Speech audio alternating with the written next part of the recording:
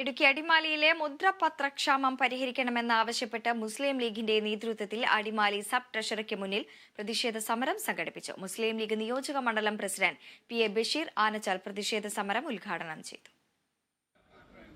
അടിമാലി മേഖലയിൽ മുദ്രപത്രക്ഷാമം നിലനിൽക്കുന്ന സാഹചര്യത്തിലാണ് പ്രശ്നപരിഹാരം ആവശ്യപ്പെട്ട് മുസ്ലിം ലീഗിന്റെ നേതൃത്വത്തിൽ അടിമാലി സബ് ട്രഷറിക്ക് മുമ്പിൽ പ്രതിഷേധ സമരം സംഘടിപ്പിച്ചത്.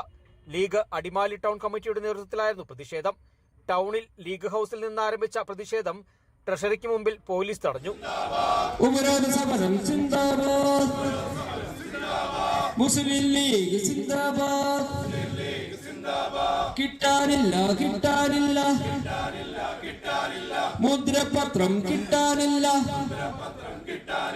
തുടർന്ന് മുസ്ലിം ലീഗ് നിയോജക മണ്ഡലം പ്രസിഡന്റ് PA ബഷീർ ആനച്ചാൽ പ്രതിഷേധ സമരം ഉദ്ഘാടനം ചെയ്തു. ഒരു വീട് വാടകയ്ക്ക് എടുക്കുമ്പോൾ ആ വീടിനൊരു എഗ്രിമെന്റ് വെക്കേണ്ടത് മാക്സിമം 100 രൂപ മുദ്രപത്രമാണെങ്കിൽ, സ്കൂളിൽ നിന്നൊരു കുട്ടി പഠനം കഴിഞ്ഞ് 10ാം ക്ലാസ്സിൽ നിന്ന് അതിന്റെ സർട്ടിഫിക്കറ്റ് വാങ്ങേണ്ടത്, അതിനാവശ്യമായി വരുന്ന സർട്ടിഫിക്കറ്റിന് ആവശ്യമായി വരുന്ന പത്രം 50 രൂപയുടെ ആണെങ്കിൽ, ഇന്ന് നമ്മളത് 500 രൂപയ്ക്ക് നമ്മളിലേക്ക് അടിച്ചേൽപ്പിക്കപ്പെടുകയാണ്. ഒരു വസ്തുക്കച്ചവടവുമായി ബന്ധപ്പെട്ടുകൊണ്ട് 200 രൂപ മുദ്രപത്രത്തിൽ കരാർ എഴുതിയാൽ മതിയെന്ന് സർക്കാർ ഓർഡർ കൊടുക്കുമ്പോൾ, ആ സർക്കാർ തന്നെ 7 വർഷം പിന്നിട്ട് 8ാമത്തെ വർഷത്തിലേക്ക് കടക്കുമ്പോൾ ആ എഗ്രിമെന്റിന് 500 രൂപ മുദ്രപത്രം വേണമെന്ന് ജനങ്ങളെ അടിച്ചേൽപ്പിക്കുന്നു. മുസ്ലിം ലീഗ് പഞ്ചായത്ത് പ്രസിഡന്റ് അന്ത്രു അടിമാലി അധ്യക്ഷത വഹിച്ചു.